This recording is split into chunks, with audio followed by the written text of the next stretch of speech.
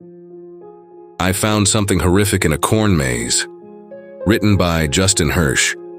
So grab your coffee, sit back, and enjoy the show. It was an early Saturday morning right at the end of September when my father informed me that we would be going pumpkin picking that day. He would be taking me, plus my cousin and grandmother, up to a farm about 30 minutes away. Being 10, I was excited yet. At that age, you start to feel like holiday traditions become a little childish. Whether it be trick-or-treating or leaving out milk and cookies, you feel like you're too old for all of it now. Yeah, I'm double digits, I'm a big boy, that's a bunch of baby stuff.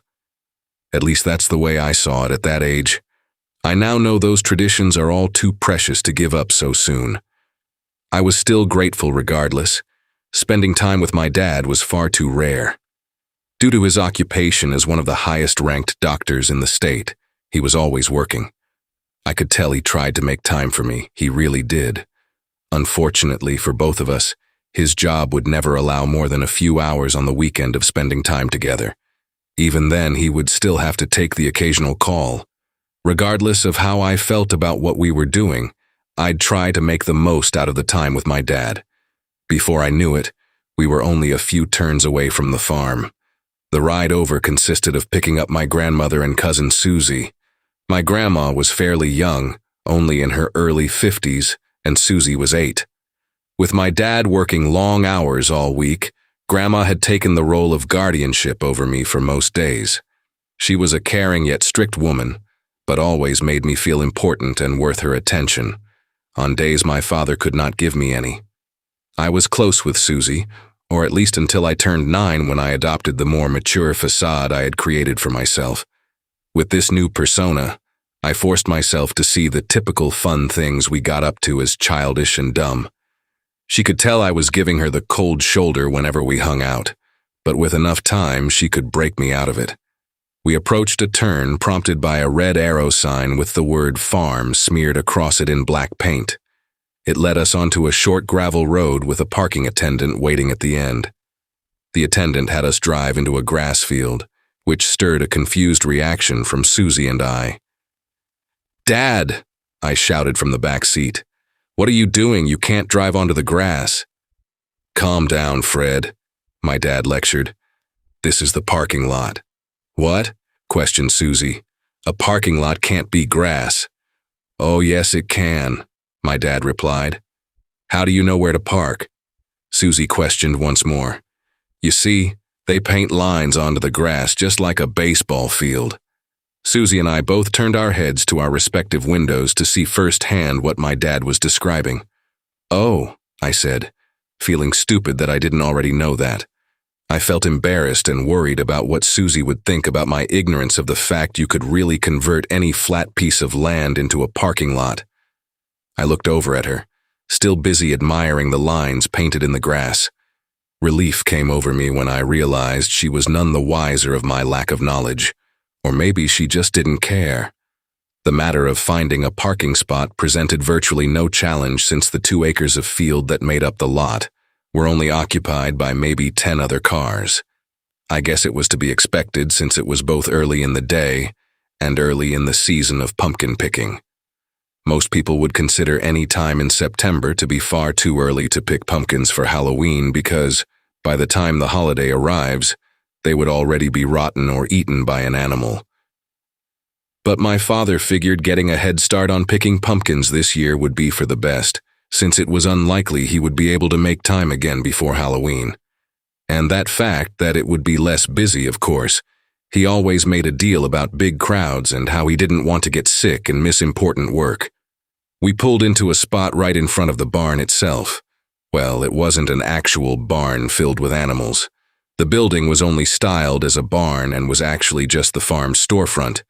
It was a large building with a slanted roof and painted the classic deep crimson red essential for any barn. Above the door sat a large sign that read, "Schrader's Farm, established 1958. "All right," my dad said, putting the car into park. "We're here." "Finally," Susie said, unbuckling and began pulling on the door handle to no avail of getting it open. I unbuckled as well and began doing the same. The dreaded child safety lock had presented itself. "Come on, Dad. Open the door," I whined. "Hold up, guys, not so fast. You're gonna need to promise me that you'll listen to your grandmother and me, and you'll be patient waiting for the tractor to bring us to the pumpkin patch," my dad lectured in a patronizing tone. "Oh, they'll be fine," my grandmother said, lightly slapping my dad on the shoulder. "I'm not a baby, Dad. I can control myself," I retorted, clearly angered by how my father was treating me. Turning around in his seat to look at us, my father said, "I want to hear an okay before I let you two out." Susie and I looked at each other, rolling our eyes, not wanting to give in to my father's demands, but really seeing no other choice. "Okay," we sighed, replying in unison. My father nodded and unlocked the doors, letting us both out. Hopping down onto the grass, I took a moment to stretch while Susie ran to the barn. The air was cool and crisp that morning, a clear sign summer was over and fall had well and truly begun. Surrounding a paved pathway that led to the front doors of the barn were tons of scarecrows that were all for sale, staked into large flower pots.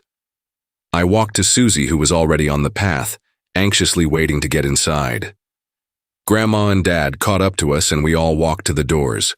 Trying to be more mature once again, I opened and held it, letting everyone in before me. The inside of the barn was all decorated for the upcoming holiday, with wooden cutouts, all various Halloween characters nailed to the walls, and large foam spiders hung from the rafters. Susie's feet staggered, and she gave out a small yell once she noticed the spiders. "They're fake, don't worry," I told her in a somewhat patronizing tone. "I know, spiders just freak me out." We all walked over to a counter that an acne-ridden teenage clerk sat behind. "Apple picking is over for the season," the teenage clerk said in a rude tone, not bothering to look up from his cell phone. "We're here for pumpkin picking, actually," my dad said, mimicking the clerk's tone. "Oh, my bad." The clerk pulled himself out of a slump and placed his phone down. "I forgot that started today." He paused, looking over to a clock above the entrance, and when he clearly couldn't make out what it said, he turned to his phone. "You guys are the first ones here. The tractor leaves for the patch in about 10 minutes and the hayride is free. You just pay for your pumpkins," the clerk explained. "All right, we don't need anything to indicate we are the first ones in line or anything?" my dad asked. Dad was always a stickler about these kinds of things.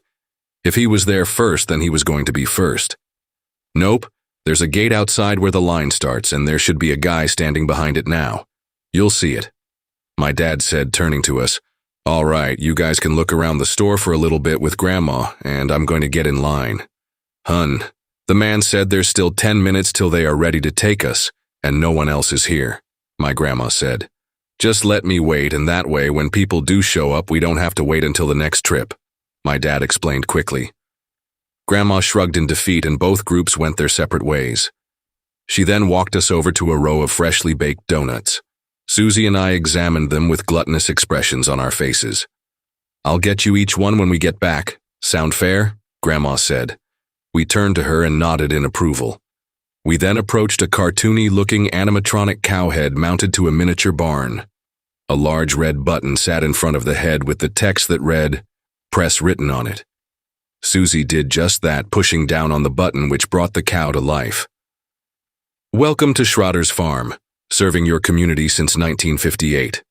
A loud female voice boomed from a speaker within the cow as the jaw moved out of sync with the words, "At Schrader's farm, we offer the best selection of fresh produce grown right here in our own The final words coming from it slowed down and distorted as if the power supply had slowly been sucked from it.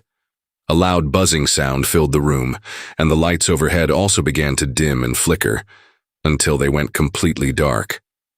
The clerk looked up and made an audible groan while slapping the side of his cell phone, which too seemed to have the power drained from it. Susie stepped back, frightened by the creepy deactivation of the cow. I wanted to do the same, but caught myself, wanting to still look cool in front of Susie and Grandma. "Hopefully they don't cancel our hayride," Grandma said, looking up at the ceiling. The buzzing got quieter until it stopped as the light started flickering and the cow began speaking again. Then, as if nothing happened at all, the electricity went back to normal, besides the clerk's phone, which seemed to still be dead since he was angrily pressing the power button. Good, I said to Grandma, who too seemed relieved by the electricity coming back on. Let's go out and get in line with your dad now. The tractor should be leaving any minute, Grandma told us, pushing us along and out the door. Outside, my dad was waiting first in line, and a few other families had begun to line up behind him. He was making conversation with the man standing behind the gate. We walked over, joining him in the line. See anything interesting in the barn? He asked. Not really, I replied. What? Susie said to me angrily, then turned towards my dad, changing her demeanor. Yes, we saw some really tasty-looking donuts, and Grandma said she would get us them when got back. Oh, how lucky you two are, Dad said. Are you excited to go on a hayride? Grandma asked. Yes, Susie replied enthusiastically. I didn't respond. What about you, Fred? Grandma asked again. Yeah, I guess, I replied in an uninterested tone while averting eye contact. What's wrong, Fred? When you were little, you loved hayrides. I remember you would... Cutting my grandma off, I sneered. I'm not little anymore. Well, that doesn't mean you can't enjoy things you did when you were little. I still enjoy hayrides, my grandma retorted. Okay, I guess you're right, I said as a slight smirk grew on my face. The man behind the gate checked his watch and then clapped his hands. All right, he shouted to everyone in line. Who's ready to pick the first pumpkins of the year? All the kids in the line, besides myself, began shouting, me, repeatedly. There were about 6 other families going to the patch that morning. It was 11 a.m. sharp, and we were all about to board the tractor. He swung open the gate and led us to the tractor's trailer.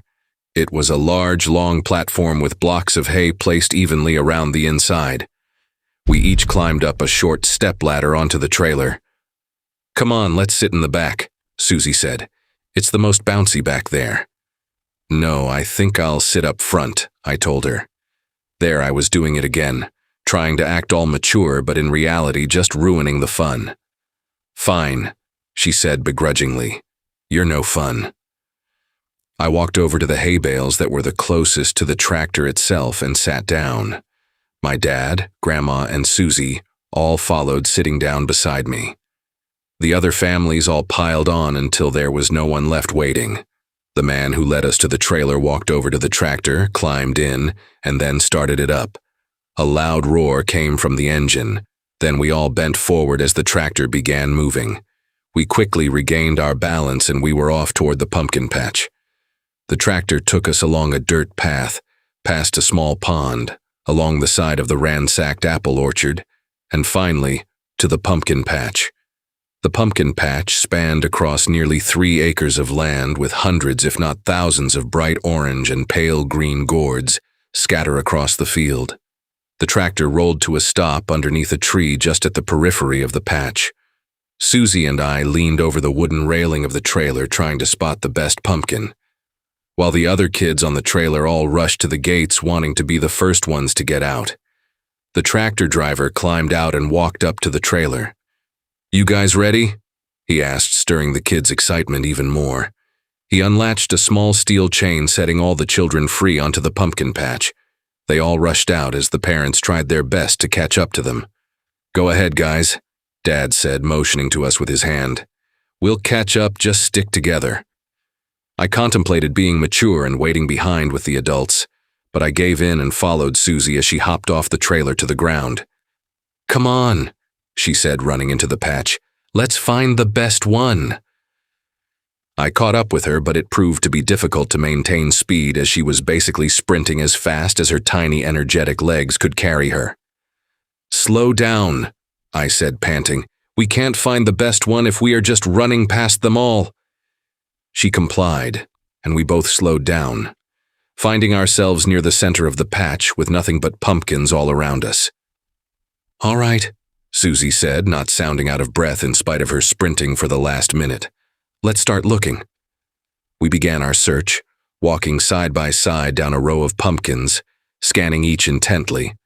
A lot of them were still growing, which was to be expected since it was still early on in the season. So the small, pale green pumpkins made up the majority of what was in the field that day. We turned down another row, holding the same objective of finding the best pumpkin. We continued the search until Dad and Grandma caught up with us. "Did you guys find anything yet?" my grandma asked. "No, a lot of them are still growing," I answered. "Well, maybe if you get tired of looking in a little bit, we can go check out the corn maze," my grandma replied. "There's a corn maze?" Susie asked excitedly. "Where?" My grandma turned to point at a wall of corn stalks on the far right side of the pumpkin patch. "Can we please go to it?" Susie pleaded, clasping her hands together. "Find your pumpkins first," my dad said. "That way the few ones that are grown won't all be picked." "Good point, Dad," I said. Susie looked displeased. "Be patient, Susie. We will get to it eventually," I told her, which only seemed to make her even less patient. "Here, I'll even help you guys look for one," my dad said, then locked eyes with me to ask directly, "If that's all right with you?" I nodded. "Yes," before Susie blurted out, "Sure." My dad had been aware of my newfound longing for maturity and independence. He wanted to let me have it, or at least let me feel like I had it. Over the course of the next hour or so, we had finally decided on 3 pumpkins. One for me, one for Susie, and one for Grandma. At that point, we had all forgotten about the corn maze and were ready to hitch a ride back on the trailer. Susie and I carried our own pumpkins while my father was carrying my grandma's. The number of people on the pumpkin patch had grown since our arrival, yet nowhere near the amount it would soon see in the next few weeks. The tractor had been going back and forth, picking up and dropping off people all day. We walked toward the tractor, which had just finished unloading the people arriving, and began letting people go back on. Then 2 kids darted in front of us, and Susie must have watched them go into the corn maze. "Wait!" she cried, causing all of us to come to a halt. "The corn maze!" My dad let out an audible sigh. "Do you both want to go?" asked Dad, who was looking at me. Truthfully, I did, but noticing my father's annoyance to Susie's proposition made me reconsider my answer. I guess my immaturity got the better of me because I answered yes after a brief moment of hesitation. "I don't mind waiting with the pumpkins," my grandmother said to my father. "Okay then," Dad said with the slightest hint of enthusiasm as, I assume, he began coming around to the idea of taking us through the maze. The enthusiasm, if any, from my father was short-lived, however, as his phone rang from within his pocket. I knew exactly what this meant. Even on his days off, he would always have to take calls. He reached for his phone, pulling it out to see who it was. "Shit," he mumbled. "Sorry, guys, I gotta take this." "I'll take them then. It's not a problem," said Grandma. "You sure?" Dad asked. Grandma responded with a nod. "Thanks, Mom. Okay, then have fun," my dad said, as he answered the phone and began talking with whatever person was on the other end. Susie and I dropped our pumpkins at my dad's feet, and Grandma led us to the entrance of the maze. A sun-faded wooden cutout of a jolly-looking scarecrow holding an arrow with the word maze written on it stood at the entrance. On the other side of the entrance was a plastic box containing maps of the maze. Susie had already taken at least 10 steps inside, and I followed behind her. "Hold on," said Grandma, taking 3 maps out of the box. "Take a map in case we get lost." She handed Susie and me each a map. I looked it over. The maze was large, but it didn't seem all too complicated to me. I folded it up and stuck it in my pocket. "Only use it if we get stuck," I said to Grandma and Susie. "Okay then, no cheating." Grandma tucked the map into her pocketbook. We began our journey into the maze. For the first 10 minutes, nothing of note occurred, just me and Susie running through the twists and turns of the maze, my grandma trying with everything she had left to keep up with us. I remember Susie telling me something like, "Did you know, if you keep your hand on the right side of the maze and never take it off, you'll eventually make it back out?" I remember thinking about it for a moment as we walked briskly down corridors of cornstalks. "Really?" I asked.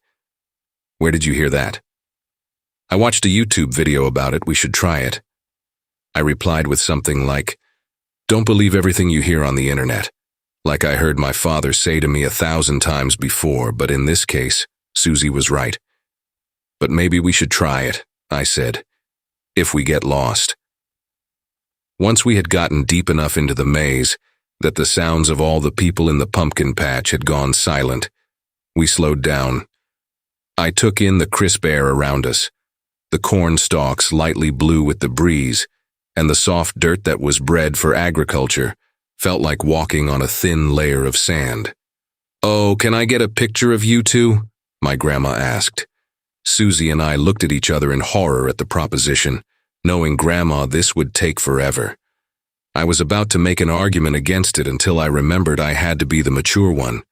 "Yes, Grandma," I said. "Of course you may." Susie rolled her eyes, in disbelief and disgust. I gave her a nervous, crooked smile in return, but deep down I even felt disgusted with myself. We already knew the drill. We got side by side and smiled before she even took her phone out. After another moment of Grandma shuffling through her pocketbook, she retrieved her phone. "Oh," she said, fiddling with it. "Shoot, I think it's dead." Susie sighed in relief. "Oh well, your father will get one of you two when we get back then," Grandma said. We continued working our way through the corn maze. Susie looked like she was getting bored, and I was too. At around 25 minutes in, we came to a crossroads deep in the maze that seemed to transition into a new maze entirely. Instead of the straight right-angle flat turns we were used to at this point, a long, wide, curved path seemed to cut into the maze that was already there. I tried remembering if something like this was even on the map, but wasn't able to picture it. I wouldn't take it out to look, though, because I would be cheating according to myself. We all stopped at the intersection. "Well, which way now?" Grandma asked Susie and me. I looked back at her as if to tell her, well, how the hell am I supposed to know? Susie walked into the middle of the crossroads and rotated around in place multiple times. Straight ahead seemed to continue the path we are on. To the left and right were the curved paths. The curved path strangely seemed to interject into the straight path, as if it was a new route that had been added on. Susie stopped rotating, ending up pointing down the left path. "This way," she said with a smile. She began walking, and both I and my grandma began following her. Our footsteps made strange crunching sounds, causing me to take notice of the dirt below us. Unlike the previous paths of the maze, which had just been the typical brown dirt trail, something was strange about this dirt. It was darker, nearly black, and the texture was almost crunchy, as if it was burnt and charred. Grandma and Susie didn't seem to notice or pay any mind to the change, and at the time I didn't do much other than make note of it. We walked for a while, maybe 10 whole minutes, and the curved patch just seemed to stretch on and on, almost like we were walking along the circumference of a large circle. "Are you sure we are going the right way?" my grandmother asked, breaking the sounds of our crunching footsteps. Susie and I stopped and turned to look at her. We obviously didn't know. "We've been in this maze for nearly 40 minutes, she said, consulting her wristwatch. "I'm checking the map." I didn't argue because at this point, I even knew we were lost. She retrieved it from her pocketbook and scanned it over. "Come here, Fred, where do you think we are?" she said, lowering the paper so we could both look at it. I looked for the curved path, but there was none to be found of any sort on the page. Lightly pulling the paper from her, I said, "I don't see any curved paths on here." Susie walked over to look at it as well, despite having her own. "I know," Grandma said, frustrated. "I don't know where we could be." I handed the map back to her, and she looked over it once more before putting it back into the bag. "I think we should turn back," Grandma said. "No," said Susie. "If we keep our hand on the right side and follow that all the way, we will get back out." Grandma knelt down to Susie. "Sweetie, at this point I think it's quicker to just go back now." Susie hung her head in defeat, and we turned around to begin our walk back. We only took just a few steps before an ear-splitting scream echoed through the cornstalks. We all stopped with a jump. The scream sounded like the person who was in agony, a disturbing wail of true, excruciating pain. And it was very close, Just a few more steps around the curve, and then perhaps whoever was making the sound would be visible. All of us looked at each other nervously, as a million thoughts went through our minds. I began to walk forward on my own, silently volunteering myself to investigate the sound. Grandma grabbed me by the shoulder, stopping me before I could go any farther. "Let me go check it out," she whispered. "Wait here." Susie and I obliged. Grandma walked toward the scream, taking long, slow steps until she was just out of our field of view. "What do you think it is?" Susie asked me, trembling. Her cheery and energetic demeanor had evaporated. "Maybe someone hurt themselves," was the only logical answer I could come up with at that moment. Then with a loud snap, the screaming cut out abruptly, and the following silence was deafening. The cornstalk stood perfectly still all around us, and the only thing to be heard was my ever-increasing heart rate. Grandma still hadn't returned to our line of vision yet, and we hung on to each second just waiting for her to come back. I took a deep breath and then began marching forward slowly, trembling more and more with each step. Each crunch of my foot sounded like an earthquake as I slowly but surely rounded the bend. A deep sense of relief washed over me as Grandma came into view. She was standing still, looking at something ahead of her, something from where I was standing I couldn't see. "Grandma," I choked out in a whisper. She turned her head towards me, her expression one of sheer terror. I was taken aback by the look on her face. She fully turned and approached me quickly, grabbing me by the shoulder, her hand violently trembling. "We need to go now. Where is your cousin?" I couldn't wrap my head around why she was so frightened. I wanted to ask her a million questions at that moment, but it was evident there was no time. All I could respond to her question with was a simple point. With her hand still on my back, she hurried me along. We returned where Susie was still frozen in the spot I had left her in. "What's wrong?" she asked nervously. "Come on, we need to go," Grandma said, barely slowing down. Susie didn't move and tears began to roll down her cheeks. Grandma stopped me, then rushed to Susie. "Susie, I need you to come with us now," Grandma said in the calmest tone she could muster. "Why?" Susie pouted. "What's wrong?" "Susie," Grandma's tone became more aggressive. "We need to go." Susie nodded, and Grandma wrapped her arm around her small shoulder frame, pulling her along. We all began jogging deeper into the maze. We must have gone on for another 5 minutes before coming to yet another crossroads. Once again a four-way intersection. The path ahead was the same path we were already on, and to the left and right were straight paths that seemed to lead into more curved or circular paths. The right path cut into the curve and the left cut out of it. Grandma frantically looked down through each one, crucially contemplating our next move. "What's going on?" I said firmly. "You need to tell us." She got down on my level and said reluctantly, "I saw well, I'm not too sure what kind of animal it was. It must have been a bear. But it attacked a person." "That's who was screaming?" I asked. "Yes, he was," she hesitated, "being mauled by it." Susie's eyes got watery again from Grandma's frightening confession. "It's okay. As long as you follow me and be quiet, we can find our way out of here," she said, trying to comfort Susie. Trying to keep my cool, I walked forward into the intersection. "We should go this way," I said, pointing down the right path. "It's the direction we came from. It'll lead us back. It has too." "I think you are right," she said, grabbing Susie's hand. We all went down the right path. It started out going straight, then it came to another curved path that went left and right. Grandma groaned when she realized we had to make another decision on which way to go. Before we made any moves, however, I began trying to map out the curved part of the maze in my head.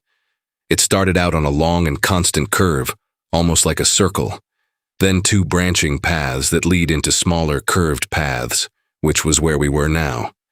I began to think about the concept of cutting circles into fields, and it seemed very familiar. I knew I learned about it somewhere before. I just couldn't connect the dots in my head to remember what they meant or why they were important. "Oh, which way, Grandma asked herself. "I think it might loop around. I'm pretty sure it's a circle pattern," I told her. "I hope you are right," she said, leading us down the left turn. Being able to sense how the trail curved, it did appear to be a circle. It brought us to another decision to make. A straight path appeared on the left side of us, and if we continued on the path we were on, it seemed it would loop back around. "This way," I said, leading us into the straight path. The pattern of straightaways and circles continued on and on, each circle path getting gradually smaller. If my mind map proved to be right, then I suspected we were going deeper into the original large curved path we were on. "I think we may be getting ourselves more lost," Grandma said. "Well, I've been trying to map it out in my head. I think we are basically on the inside of the original circle or curved path we were on," I explained, trying to help her understand my theory. "Okay, I sorta understand," she replied. "We are probably almost at the other side, which might be our way out." We walked through one more curve until we came to another straight path. But this one was different. It was wider and way longer, breaking the pattern. "This has to be it," I said. "The way out, come on." We all began running down the straightaway until we reached the end. What we came to wasn't the way back, but what we were about to see made me fully realize what we had gotten ourselves into. We found ourselves in a large, open, circular plot. Unlike the paths before it that seemed to outline circles, this area was the inside of one, and in the center of this open area was something none of us could explain, let alone understand. We stood still for a moment, then we all approached the object in the center, our eyes fixed and unable to be pulled away. Before Susie and I got within arm's reach, Grandma grabbed our shoulders, stopping us from getting any closer. Sitting right in front of us was a giant, thick chrome disc, or what would be better described as a flying saucer, a real UFO. Then it all clicked. Not taking my eyes off the machine, I said, "Crop circles." "What?" Grandma whimpered. "We aren't trapped in a normal maze, because this one," I said, "this one was made by aliens." Now I was more amazed than scared, and it appeared Susie was as well. I looked back up at Grandma. She had a look of stress and terror. No, she stuttered. "This has to be a joke, some joke to scare us. It's probably some Halloween prop. Your father probably came up with this. He's the one always watching that stupid show with you." "You mean ancient aliens?" I asked. It is true that my dad loved watching it with me whenever he got the time. It's the only way I knew about crop circles in the first place. And considering what Grandma had said, it wasn't entirely out of the realm for my father to do a grand gesture of sorts to make up for the lost time spent together. But this was too elaborate, and too much was left up to chance for us to even find the path in the first place. Grandma nodded yes in response to my question. We stood there looking it over for who knows how long until Susie reached out to touch it. "No, Susie!" Grandma shouted, but it was too late. Susie tapped on its metallic exterior with her pointer finger, and nothing appeared to happen. "See," Susie said, "it's fine." And it did appear to be fine, until that same buzzing sound we heard in the barn during the power outage began to emanate from the saucer. Susie, startled, pulled her hand away, and a guilty look came across her face. Then footsteps, heavy and fast. The sound was made clear by the distinct crunching of the charred soil. Each one got louder as whatever was making them drew closer to us. We all turned around frantically, trying to trace where it would be coming from. I didn't know what it could be at first, but then it hit me. It was the reason we couldn't go back the way we came, and why Grandma looked so frightened upon our discovery of the spaceship. The bear, according to her, was coming right for us. My legs went weak and my heart sank as I came to the realization. By the time my mind had put the puzzle together, Grandma was already face down on the ground with the bear on top of her. I assume in an act of primitive human survival instinct, my body went into autopilot, and I rushed towards Susie, who was standing in shock with tears rolling down her face. I grabbed her and pulled both of us into the cornstalks. After that, I found myself coming out of the state of mindless instinct. Hidden behind a few layers of cornstalks, I watched as my grandmother was disemboweled and mutilated by something that was certainly not a bear. I wanted to react in the only way I knew how, scream and cry until someone came to save us. But I couldn't do that. Not now. Susie, who had her head buried in my chest, needed me to be the mature person I had tried to be all this time. We both needed me to be that person now. I turned my head away from the scene of gore in front of us as Susie and I clung to each other, her cries being muffled by my sweatshirt. For what felt like ages, but in reality only a minute, we sat there listening to sounds of violent dismemberment. Once the noise had stopped, I begrudgingly glanced back over to the bloodbath. I won't describe what became of my grandma, but even the most experienced coroners would have gagged at the sight. But standing right above the scattered mess of flesh, blood, and bone was the creature, the bear, the alien. Alien would be the only word that comes close enough to classify it. It was unlike any animal, insect, or bear on this planet. Maybe you could argue it resembles a crude combination of a few species, but even then it was something out of this world. It must have been 8 or 9 feet tall with a large bulbous head that 2 antennas protruded out of. 3 large black shiny eyes sat just below its forehead that were spread out triangularly. Filling out the face was its mouth, cylindrical and tube-like. It hung from its head. The only thing comparable to its mouth is the mouth of a tardigrade, which I had learned about in science class only days before. But unlike the tardigrades, it was much longer. It also seemed to have control over the way it moved, similar to the way an elephant controls its snout. Its body was merely a neck connecting the head to its legs, and the legs were the worst part. It had 6 of them. Similar to a spider's, they were long and bent, ending in sharp points. After it finished its meal or successfully dispatched the intruder, it reared its ugly head to look for us. I held Susie tight and whispered in her ear, "You can keep your eyes closed, but just be quiet. Please." Susie didn't respond, but I knew she got the message. The alien slowly crawled around the saucer, its grotesque legs carrying its grotesque head. It was looking for us. There was no doubt in my mind. In a jolt of movement, it swung its head down to look under the spacecraft. It was like it was playing a game of hide-and-seek with us. Once it made sure we weren't under there, it continued its search and began crawling toward the cornstalks. My heart began pounding out of my chest as it drew closer. I tried holding my breath, doing everything I could to not make a sound. It came up to the wall of corn, just to the left of where we were hiding. It then extended its terrible hose-like mouth into the cornstalks. It wasn't as long as a snake, but it moved like one, bending and slithering up and down as far as it could, almost like it was trying to sniff us out. Maybe it wasn't a mouth, maybe it was its nose, or maybe it was both. The creature crawled along toward where we were hiding very slowly, scanning each spot it stuck its tube. It got closer and closer until it was right in front of us. I leaned back as far as I could without making a sound. I was staring straight into its mouth as it wriggled around. I felt its breath, or whatever type of gas was coming out of it, being lightly blown on my face. I closed my eyes and waited. I surely thought that this was the end.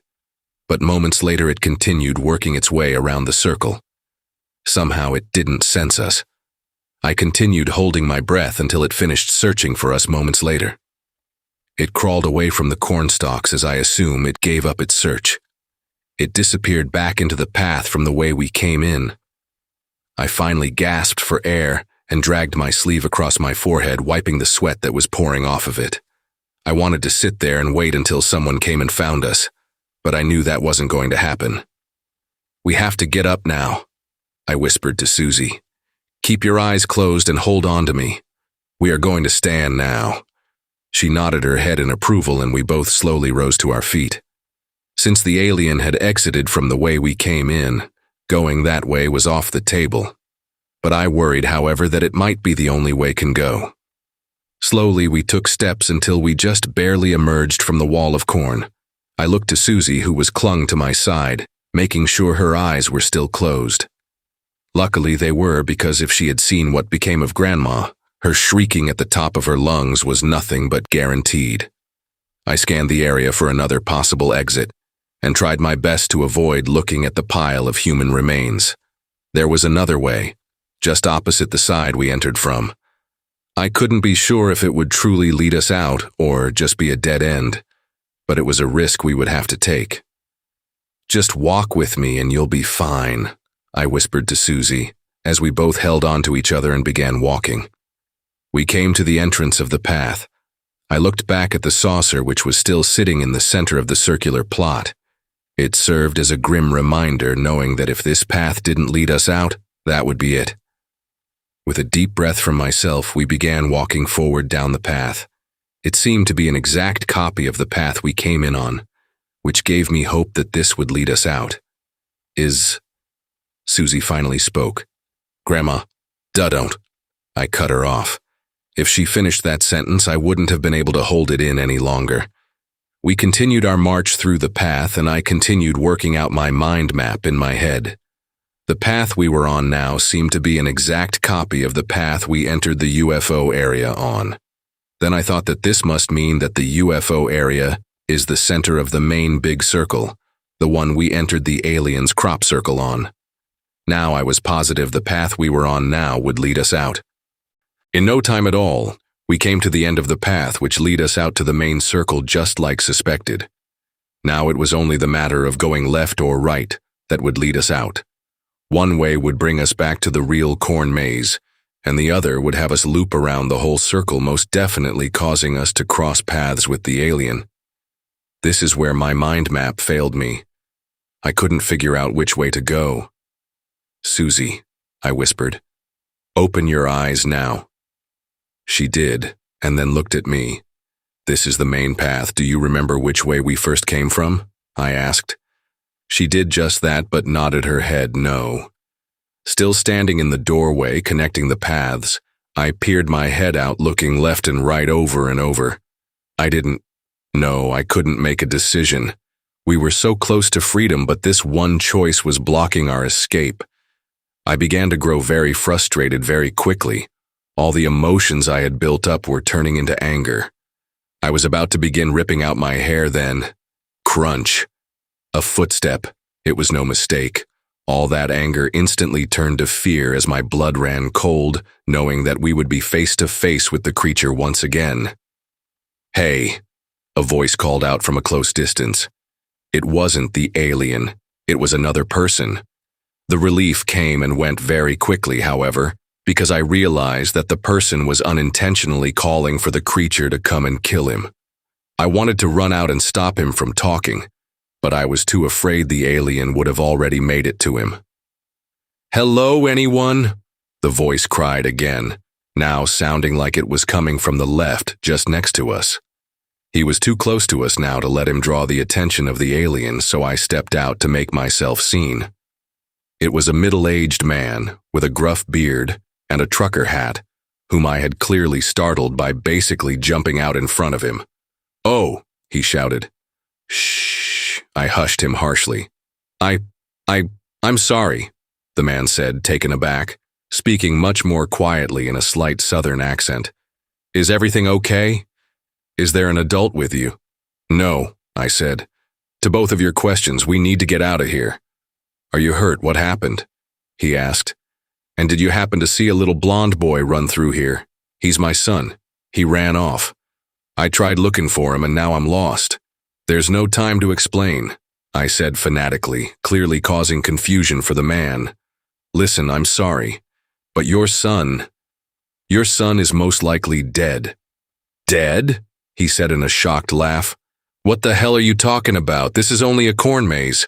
What are you trying to scare me for?" "Please, sir," I begged, raising my voice regardless of the obvious danger it brought. "We need to leave." Okay, he said, placing his hands on both of his knees. "I'd help you look for a way out, but these paths don't seem to appear on the map." We stood there in silence for a moment, before the man spoke once again. "All right, I need to continue looking for my son. Y'all can come with me if you—" The man stopped as the sounds of rushing footsteps came from behind, increasing in speed and volume. The alien was back. "Billy!" He turned around and shouted. All I could do was scream no in my head as it rounded the bend and sprinted right for the man. He had no time to react as it lunged for him. Leaping into the air, its frontmost legs landed on the man's shoulders, causing him to be pushed to the ground on his back with the alien pinning him to the floor. We took this grim opportunity to run for it. I took Susie by the hand and we darted away from the man and alien. I sprinted as fast as I could, practically dragging Susie behind me. I looked back only once to see the man struggling with the beast. He grabbed it by the mouth as it pushed the sharp tips of its legs deeper into his shoulders until it penetrated the skin.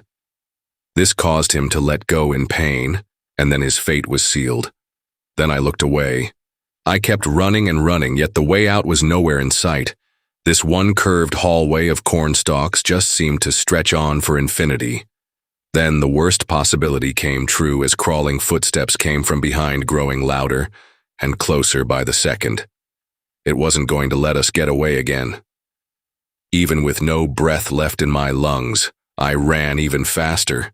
Susie had to skip in order to not be dragged across the ground. Even with my speed, it was gaining on us quickly. The galloping legs of the monster were within yards behind us. Then I saw it, dead ahead, the exit from the crop circle. The exact place we had entered this nightmare from originally. The opening was just on the left of us. I veered towards it as we approached it, trying not to lose any speed. With the alien only inches behind Susie, I pulled both of us into the exit. We landed with a thud as we slid across the dirt. I closed my eyes and balled up in a fetal position to wait for the alien to come and end me. But it never did. After a brief moment of silence, I slowly opened my eyes and lifted my head. I first saw Susie, who was sitting on her knees looking toward the way we came. I then fully turned to see what she was looking at. The alien stood there, right at the edge of where its crop circle began and where the real maze ended. We both stared at it for a long moment, and it did the same. Then, with a wiggle of its mouth tube, it crawled away like we never existed to it. All this time it was just protecting its territory. Susie and I sat there in shock for a while longer. Eventually we got up and began finding our way out of the real maze. By using the map and Susie's right wall trick, we managed to make our way out in an insulting 10 minutes. If we just did this from the beginning, was the only thought that passed through my mind over and over again as we walked. We made it to the final real exit, the one that led back out to the pumpkin patch. Susie and I walked out to see kids and families enjoying themselves and having a good time, completely oblivious to the horrors that lie within the maze. My father was sitting on a bench with the 3 pumpkins still talking on the phone, unaware of how much time had passed. At this point, I couldn't hold it in anymore. I collapsed to my knees and began crying. Many people began to look at me, but I couldn't care less about the scene I was causing. My dad looked over too. He then quickly hung up the phone and rushed over to me. "What's wrong? Where's Grandma?" he asked me, kneeling down and grabbing me by the shoulders. He looked up at Susie, who was just barely crying at this point. I guess she didn't have any tears left. "Come here, Fred," my dad said, hugging me. "What happened?" I just kept crying. But he must have got some semblance of an answer to his question when a loud buzzing sound came from the sky. Everyone looked up and watched as a giant metallic disc glided over the pumpkin patch before ascending high into the clouds.